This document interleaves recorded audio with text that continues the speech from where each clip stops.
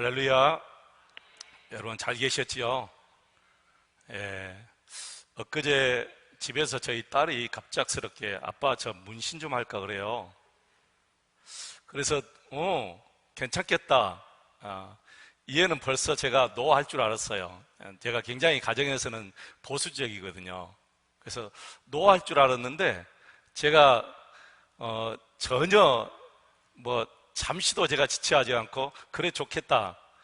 나도 좀 하고 싶은데 요즘에 아가씨들 발목에 이렇게 문신하면 예쁘고 나도 좀 팔에다 하고 싶다. 뭘 할까? 그러니까 제가 지저스 그랬어요. 그래서 한바탕 웃고 끝났습니다. 여러분 몸에 문신을 할 수 있습니까? 하셔도 상관없겠지만 안 하셔도 어디든지 가셔서 예수님을 높이고 또 예수님을 자랑하고 또 우리 예수님과 함께 살아가시기를 축원합니다. 찬송하라 우리 하나님을 찬송하라, 찬송하라 우리 왕을 찬송하라, 찬송하라 우리 하나님을 찬송하라, 이런 제목으로 같이 은혜를 사모하겠습니다. 세계적인 음악의 거장 핸델, 음악의 어머니라고 그러죠. 핸델의 메시아를 모르는 사람이 거의 없을 거예요. 핸델의 메시아는 예수님의 탄생과 그리고 이 십자가의 죽으심, 그리고 부활의 승리, 그리고 승천하심, 그리고 계시록에 나오는 하나님의 나라, 이것을 작품한 오라토니오입니다. 핸델이 1741년에 바로 이 메시아를 처음 발표하고 그 이듬해 1742년에 아일랜드 더블린에서 첫 공연을 가졌는데 대성공이었어요. 그리고 이제 1743년이죠. 바로 1년 터울로 1743년 영국 런던에서 이제 정식으로 공연이 일어났는데 그때 영국 국왕 조지 2세가 거기에 공연에 참석했어요. 그리고 메시아가 계속 연주되고 그리고 할렐루야 대곡이죠. 합창, 할렐루야 합창이 나오는데 갑작스럽게 이 국왕이 자신의 면류관을 딱 벗고 그리고 서서 할렐루야를 감상하는 거예요. 그때 모든 관객들이 다 일어나죠. 국왕이 면류관을 벗고 기립을 하고 서서 감상하는데 누가 다 앉아있겠어요? 다 같이 일어나서 그 할렐루야 합창을 감상했습니다. 그때부터 이제 할렐루야만 나오면은 바로 모든 사람들이 영국 국민들 다 일어서는 그런 관례가 되었습니다.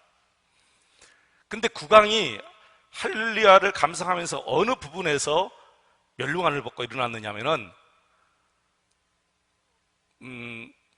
주 하나님이 만물을 다스리신다 거기에서 이제 이 국왕이 면류관을 벗고 일어난 거예요. 여러분, 사랑하는 성도 여러분, 왜 세계 모든 인류가 하나님을 찬양해야 합니까?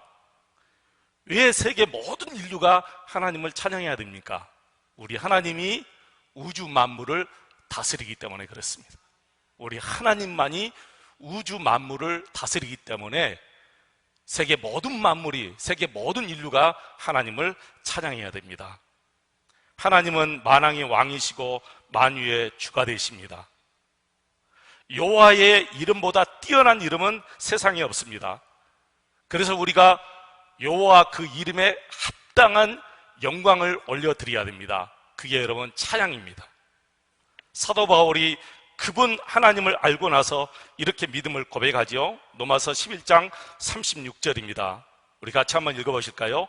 이는 만물이 주에게서 나오고 주로 말미암고 주에게로 돌아감이라. 그에게 영광이 세세에 있을지어다. 세상 모든 만물이 하나님께로부터 나왔다는 거예요. 그리고 지금 그 하나님께서 모든 만물을 다 주관하시고 섭리하고 계시고 결국에는 이 모든 만물이 하나님께로 다 돌아간다는 것이지요.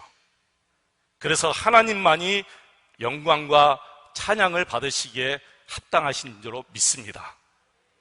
그분의 은혜로 구원함을 입어 천국 백성된 우리가 어찌 찬송으로 하나님께 영광 돌리지 않을 수가 있겠습니까? 우리 6절 말씀을 다시 한번 읽겠습니다. 우리 6절 말씀 다시 한번 읽겠습니다. 시작.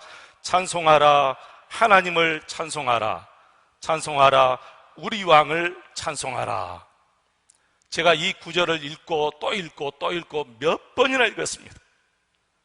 오늘 말씀을 준비하면서 얼마나 기쁘고 감격이 되고 감사가 되고 흥분이 되는지 몰랐어요. 나 같은 죄인이 어떻게 하나님을 찬송할 수 있을까? 나 같은 죄인이 이 죄덩어리가 어떻게 전능하신 우리 하나님, 천지만물을 창조하신 우리 하나님을 찬송할 수 있을까 생각하니까 이보다 더 큰 복이 없구나. 이게 가장 큰 축복이구나. 사랑하는 여러분, 정말 저와 여러분이 가장 큰 복을 받은 줄로 믿습니다. 이보다 더 큰 축복이 어디 있겠습니까? 하나님을 내가 찬송할 수 있다니. 그래서 여러분의 남은 삶이 어디서든 어떤 상황에서든 하나님을 힘있게 찬송하는 삶이 되시기를 축원합니다. 오늘 말씀도 배경이 있어요. 어떤 배경에서 이 말씀이 쓰여졌는가? 고라자손이 이 말씀을 기록했다, 그렇게 나오죠. 고라자손의 시 이렇게 나옵니다. 오늘 본문 말씀은 이스라엘 백성들이 블레셋과의 싸움에서 하나님의 법궤를 빼앗기고 대피하고 돌아옵니다. 그런데 하나님께서 역사하셔서 다시 그 법궤가 예루살렘으로 돌아올 때 다윗 왕과 모든 백성들이 너무너무 기뻐서 막 박수치면서 1절에 나오죠. 너희 만민들아 손바닥을 치고 즐거운 소리로 하나님께 칠지어다. 박수를 치면서 기뻐하면서 그 하나님의 법궤를 맞이할 때 쓰여진 말씀이거든요. 여러분, 사무엘 선지자가 어릴 때 어디서 자라났죠? 성전에서 자라났죠. 사무엘 선지자가 어릴 때 성전에서 자라났는데 그때 제사장이 엘리 제사장이에요. 근데 그 엘리 제사장에게 두 아들 홈니와 비느하스가 있어서요. 두 아들이 하나님께 굉장히 불충했고 아버지께 불충했습니다. 하나님께 제사 드리기 전에 제물에 먼저 손을 대요. 그리고 하나님의 성전에서 여인들과 쾌락을 일삼습니다. 아버지 엘리 제사장은 그런 아들들을 아주 크게 나무라지 못하고 그냥 보고만 있는 거예요.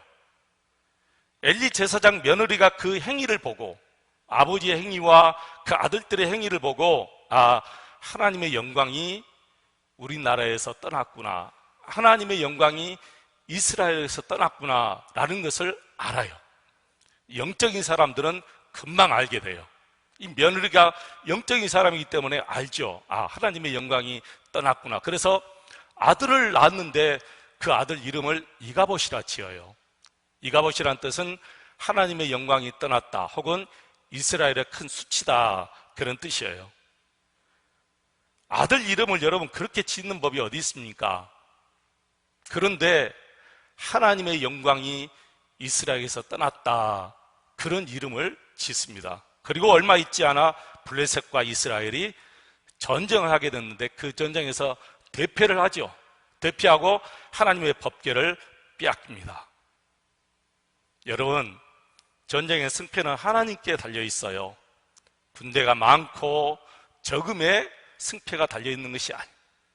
말이 많고 병거가 많고 적음에 승패가 달려 있는 것이 아니라 하나님이 함께 하시면 승리하는 것이고 하나님께서 함께 하지 않으면 피하는 거예요. 그래서 성경에 울어도 안 되고 참아도 안 되고 안 되는 거예요. 우리 하나님이 함께 하시면 될 줄로 믿습니다. 그런데 하나님의 법궤가 블레셋 나라에 딱 들어간 날부터 블레셋 나라에 이상한 일들이 일어나는 거예요. 이 블레셋 사람들이 하나님의 법궤를 어디에 갖다 놓냐면은 자기들이 섬기는 큰 신상 앞에 딱 갖다 놓은 거예요.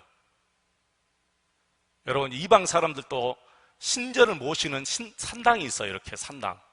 근데 하나님의 법궤를 세상에 자기들이 모시는 그 신상 앞에 갖다 놓은 거예요. 신상은 제가 서 있는 이 자리에 이렇게 크게 서 있고 하나님의 법궤를 저기다 이렇게 갖다 놓았어요. 신경이 나죠, 여러분. 그런데 하룻밤이 지나고 그 다음날 아침에 가보니까 놀라운 일이 벌어진 거예요. 자기들의 신상이 하나님의 법궤 앞에 이렇게 딱 엎드려 있는 거예요. 쓰러져 있는 거예요. 너무나 놀라요. 그런데 그들이 이렇게 생각해요. 그럴 수도 있지. 그렇게 생각해요. 그럴 수도 있겠다.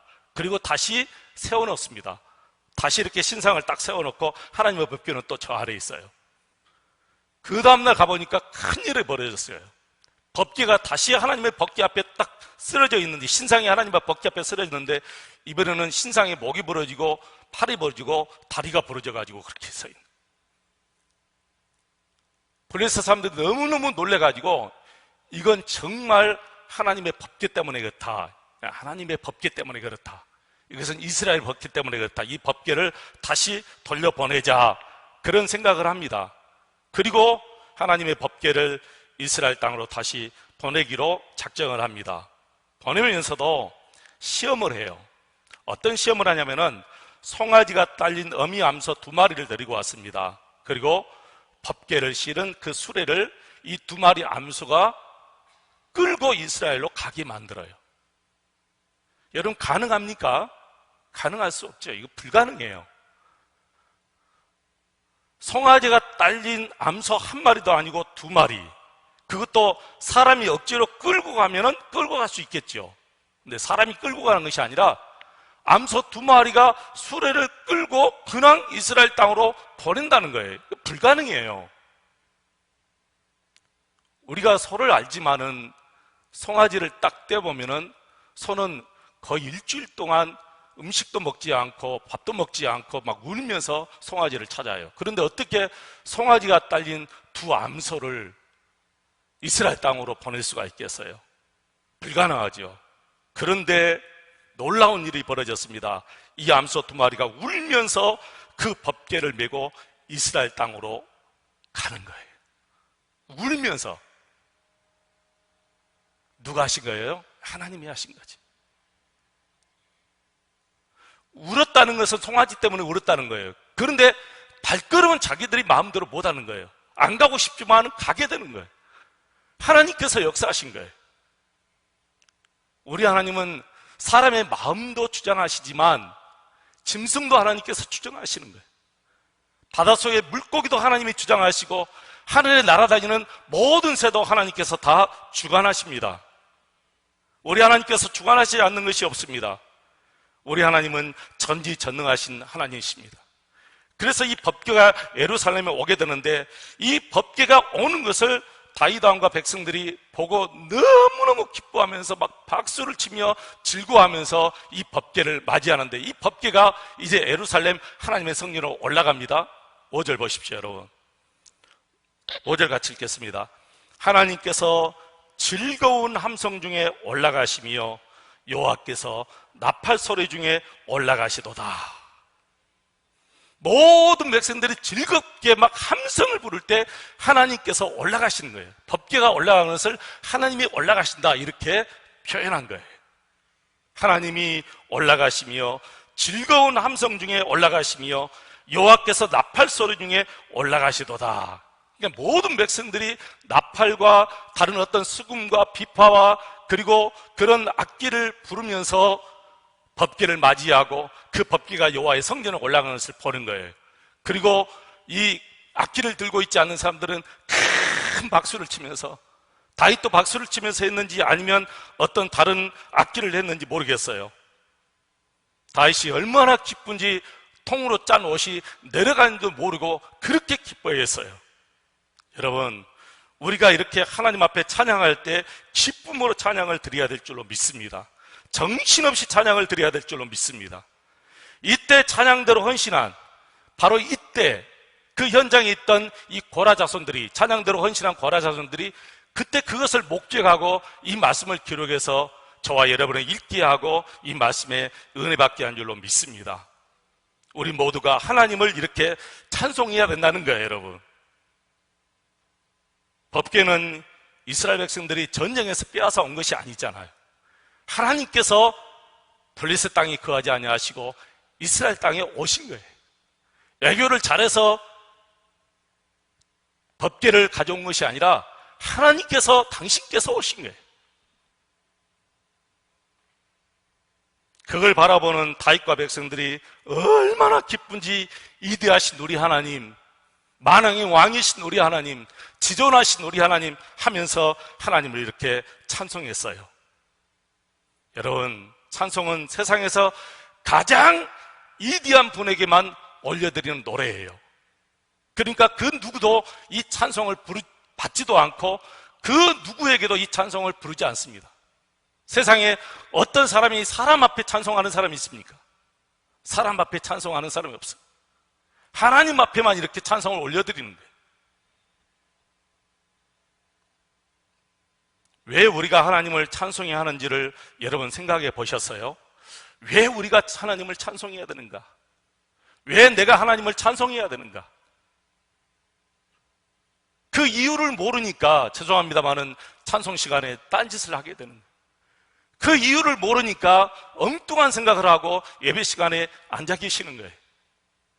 이유를 알면 우리가 그냥 찬송할 수가 없어요. 마음에 감사가 넘치고, 어떤 분들은 감격이 넘쳐서 눈물도 흘리고, 찬송할 때 어떤 분은 막 박수를 치게 되고, 어떤 분은 춤도 추게 됩니다. 저는 제 서재에서 찬송 부르면서 박수 칠 때도 있고, 그냥 무릎 꿇고 할 때도 있고, 여러 가지로 하나님 앞에 찬송할 때가 있어요. 감격스러우니까. 감사가 되고 감격이 넘치고 심지어는 눈물이 날 때도 있잖아요. 왜 내가 찬송해야 되는지 알면은 이렇게 찬송하지만은, 왜 내가 찬송을 해야 하는지 모르니까 계속해서 우리가 이렇게 찬양을 힘있게 못하는 것입니다. 사랑하는 여러분, 저와 여러분은 찬송하는 사람들입니다. 천지 만물을 창조하신 하나님께 찬송하는 사람들, 지존하신 우리 하나님께 찬송하는 사람들, 만왕의 왕이신 우리 하나님께 찬송하는 사람들이 저와 여러분입니다. 누구에게도 우리 하나님은 찬송을 받지 않습니다. 저와 여러분에게만 하나님께서 찬송을 받으십니다. 저와 여러분이 평생 죽도록 해야 할 일이 있다면 우리를 구원하신 하나님께 찬송하는 일인 줄로 믿습니다. 잊지 마시기 바랍니다. 우리의 할 일을 잊지 마시기 바랍니다. 그래서 이사야 43장 21절 말씀 보면, 이 백성은 내가 나를 위하여 지었나니 나를 찬송하게 하려 함이니라. 우리 다 같이 한번 읽어보실까요? 이 백성은 내가 나를 위하여 지었나니 나를 찬송하게 하려 함이니라. 저와 여러분의 찬송을 우리 하나님 아버지께서 기쁘게 받으십니다. 그래서 우리도 기쁘게 하나님을 찬송해야 됩니다. 온 마음을 다해서, 온 정성을 다해서, 내 목숨을 다해서 우리 하나님을 찬송해야 됩니다. 어떤 사람들은 비파와 수금을 가지고 하나님을 찬송했지만, 악기가 없는 사람들은 오늘 본문 1절 말씀 보니까 박수를 치면서 기뻐하면서 하나님께 찬송했잖아요. 여러분, 박수 치면서 찬송한다는 것은 열왕기하 11장 12절 말씀 보시면, 새로운 왕이 왕자에 앉을 때 대관식에 박수를 치며 찬송합니다. 열왕기하 11장 12절 보시면, 여호야다가 왕자를 인도하여 내어 왕관을 씌우며 율법책을 주고 기름을 부어 왕으로 삼음에 무리가 박수하며 왕의 만세를 부르니라. 우리 하나님은 만왕의 왕이시기 때문에 우리가 어디 있어든지 이렇게 힘있게 박수를 하든지 뭐 춤을 추든지 아니면 악기를 가지고 하든지 즐겁게 하든지 박수치며 우리 하나님께 늘 찬송하는 그런 삶이 우리에게 있어야 됩니다. 저는 어릴 때부터 장로교회에서만 자라왔기 때문에 교회에서 손뼉을 치거나 큰 소리로 주여 삼창하는 거 굉장히 싫어했습니다. 못했습니다. 근데 제가 예수님을 인격적으로 딱 알고 난 이후에 이게 잘못되었구나 라는 생각이 들더라고요. 하나님께 찬송을 어떻게 해야 될 것인가? 하나님께 기도를 어떻게 해야 될 것인가? 하나님께 내가 예배를 어떻게 해야 될 것인가? 인격적인 하나님을 만나고 난 이후에 알았어요, 그 사실을. 인격적인 하나님은 우상이 아니에요. 어떤 형상이 아닙니다. 절간의 어떤 불상이 아닙니다. 그래서 하나님이 당신의 형상을 만들지 말라 했어요.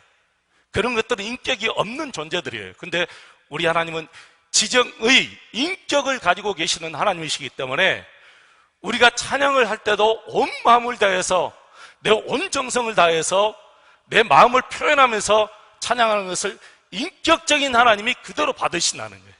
인격적인 하나님은 내가 표현하기를 좋아하시는 거예요, 여러분. 아내도 마찬가지입니다. 지난주에 저희 집사람 생일이었어요.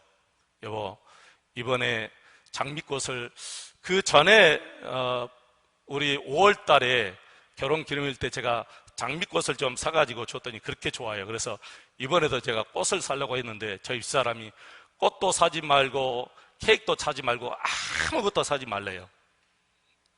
사면은 또 욕먹으니까 제가 안 샀어요. 그리고 이제 비상금 딱 준비해 놓은 걸 가지고, 그걸 가지고 이제 저 애들하고 같이 이제 줬는데 그렇게 좋아해요. 현찰을 그렇게 좋아하더라고요. 표현하는 것을 좋아합니다. 아내도 표현하는 것을 좋아해요. 우리 하나님도 정말 인격을 가지고 계신 하나님이시기 때문에 우리가 표현하면서 찬송하는 것을 좋아합니다. 아무 의미 없이, 아무 생각 없이, 이게 세상 노래인지 찬송인지 누구에게 드리는지도 모르고 내 찬송을 어떤 분이 받으시는 것도 모르고 그렇게 찬송하는 것은 하나님이 정말 기뻐하지 않습니다. 오히려 하나님이 그거 보고 있는 것이 너무너무 역겨워할 정도예요. 그래서 여러분, 우리가 하나님 앞에 찬송할 때는 인격을 가지고 계신 우리 하나님께 반드시 온 마음과 온 정성을 다해서 찬송을 드려야 마땅한 줄로 믿습니다. 에베소서 5장 19절에 보니까 시와 찬송과 신령한 노래들로 서로 화답하며 너희의 마음으로 주께 노래하며 찬송하며 그랬습니다. 마음이 있는 것에는 반드시 우리의 모든 것이 다 따라가게 되어 있어요. 히브리서 13장 15절에 보니까 그러므로 우리는 예수로 말미암아 항상 찬송의 제사를 하나님께 드리자. 이는 그 이름을 증언하는 입술의 열매니라. 찬송의 제사를 드리자 했는데 언제 드려야 됩니까? 항상 드리자. 항상 찬송의 제사를 드리자. 이는 이유가 뭐냐? 이것은 내 입술의 열매라는 거예요. 여러분, 우리의 입술의 열매는 하나님을 찬송하는 것입니다. 다른 사람을 정죄하고 다른 사람을 비판하는 것이 내 입술의 열매가 아니라 하나님을 찬송하는 것이 내 입술의 열매이기 때문에 우리가 이 찬송의 제사를 항상 드려야 될 줄로 믿습니다. 항상. 기쁠 때만 드리는 것이 아니고 내가 즐거울 때만 이렇게 찬송의 제사를 드리는 것이 아니라 슬프나 즐거우나 언제든지 항상 하나님 앞에 찬송의 제사를 드려야 된다는 거예요. 누군가 여러분에게 매일 기도하십니까? 그렇다면 여러분은 네, 기도합니다. 이렇게 쉽게 대답하실 거예요. 매 순간순간 하나님께 기도하십니까? 그래도 많은 분들이 네, 그렇게 대답하실 겁니다. 근데 질문을 잠깐 바꾸어서요. 매일 찬송하고 사십니까? 이렇게 물어보면 당황해요. 그만큼 찬송을 하지 않고 살았다는 거예요. 여러분, 기도와 찬송 어느 것이 우위일까요? 우위가 없어요. 기도도 중요하고 찬송도 중요한 거예요.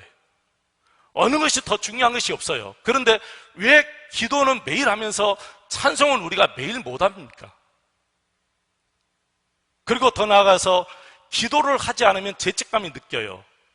근데 왜 찬송을 하지 않으면서 죄책감을 우리가 못 갖지요? 정말 우리가 잘못된 생각을 가지고 살아요. 여러분, 기도하지 않고 살면 마음에 죄책감이 들듯이 우리가 찬양하지 않고 사는 것은 바로 죄책감을 우리가 가지고 살아야 돼요. 찬양하지 않는 것은 죄라는 생각을 우리가 가지고 매일 우리가 찬양하면서 살아야 될 줄로 믿습니다. 찬송에는 놀라운 능력이 있습니다, 여러분. 바울과 실라가 빌립보 감옥에 들어가서 엄청나게 매를 맞았어요.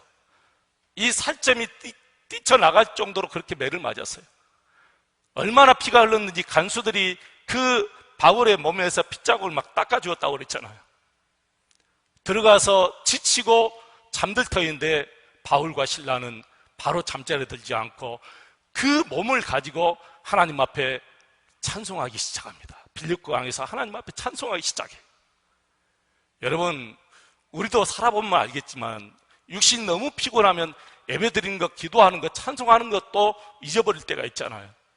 그냥 누웠다 하면 포골아요. 근데 바울을 보십시오. 온몸이 피투성입니다. 그런 정신을 가지고 어떻게 하나님 앞에 찬송합니까? 그런데 감옥에 들어가서 그 밤중에 하나님을 찬송하기 시작해요. 놀라운 역사가 일어납니다. 그 감옥 터가 움직이면서 지진이 일어나면서 감옥 문이 활짝 다 열리고 바울과 실라의 손과 발에 묶여있던 쇠고랑이 다 풀어져 버린 거예요. 찬송하는 것에 하나님의 놀라운 역사가 일어납니다. 찬송에 이런 놀라운 역사가 있습니다, 여러분. 노벨상 수상 작가인 펄벅의 어린 시절 이야기지요. 그의 부모님이 선교사님이었습니다. 어린아이 3살 데리고 그 부모님이 중국 내지 선교사로 들어갔는데 어느 날 이 펄벅의 아버지가 전도 여행을 떠나고 엄마와 어린 아이 셋만 이렇게 남겼어요. 저녁이 되어도 아직 돌아오질 않습니다. 그래서 이 펄벅의 어머니 캐롤라이 여사가 밤중에 기도하면서 바느질을 하고 있는데 저 바깥에서 이상한 소리가 막 들려오는 거예요. 근데 들어보니까 중국 사람들이 뭐라고 얘기하는데 이런 일을 하고 있는 거예요. 지금 우리 중국이 기근이 일어나서 비도 오지 않고 비 일어나서 다 힘드는데 이 원인이 바로 서양 사람들이 들어와서 이상한 돌을, 예수라는 돌을 증거하기 때문에 그렇다 해가지고 저 가정을 오늘 저녁에 다 처치해버리자. 질겁을 한 거죠. 그 얘기 듣고 얼마나 놀랐겠어요, 여러분. 남편은 전도여행 떠나서 아직 들어오지를 않습니다. 한밤중인데 아이들 3명만 남겨놓고 어떻게 해야 될까요, 여러분? 골방에 들어가서 캐롤라이 여사가 기도하기 시작합니다. 하나님께서 마음에 평안을 주시고 지혜를 주십니다. 그리고 담대하고 있는데 정말 중국 사람들이 낙과 그리고 호미 이런 도구를 가지고 집에 쳐들어와요. 캐롤라이 여사가 침착함을 잃지 않고 그들을 모셨습니다. 그리고 준비했던 다과상을 다 내려놓고 드시기만. 그리고 이 캐롤라이 여사가 오르간에 앉아서 중국어로 찬송을 하기 시작하는데 하나님께서 그때 역사하기 시작해요. 그 중국 사람들의 마음을 완전히 다 녹여버립니다. 하나님께서 역사하시는. 그리고 조용히 다 떠났습니다. 그리고 그 이후부터 그분들이 거기서 계속 선교하기 시작한 거예요. 여러분, 찬양이 능력이 있는 것은 찬양할 때 하나님이 거기에 임재하시기 때문에 그런 거예요. 찬양 자체에 능력이 있는 게 아니에요, 여러분. 법계 자체에 능력이 있는 것이 아닙니다. 하나님이 함께 하실 때 능력이 있는 거죠. 그런데 하나님이 어디에서 함께 하시느냐? 찬양하는 중에 하나님이 함께 하신다고 시편 22편 3절에 말씀하셨죠. 이스라엘의 찬송 중에 계시는 주여, 주는 거룩하시니이다. 우리 하나님은 우리가 찬송하는 중에 계시다는 거예요. 여러분, 어디에서든지 하나님을 찬송하시기를 축원합니다. 차에서도 하나님을 찬송하시고, 집에서도 하나님을 찬송하시고, 직장에서도 우리가 하나님을 찬송하시고, 어디에서든 우리가 하나님을 찬송할 때 거기에 하나님이 임재하셔서 여러분 원수라도 하나님께서 화목하게 하십니다.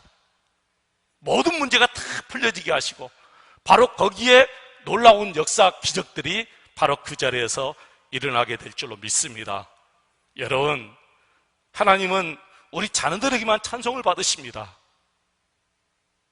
내가 어느 분에게 찬송을 해야 되는지, 내가 지금 어떤 분에게 찬송을 하는지 그냥 막연하게 하나님 그렇게 생각하지 마시고 내가 섬기는 하나님은 어떤 분인가, 그 하나님이 도대체 얼마만 위대하신 분인가, 어느 정도 엄청나신 분인가, 그 하나님 앞에 내가 찬송할 수 있다는 것이 얼마나 감사하고 고마운 일인가, 이것이 얼마나 큰 복인가, 생각하면서 하나님 앞에 찬송하면 여러분 그냥 찬송할 수 없지요.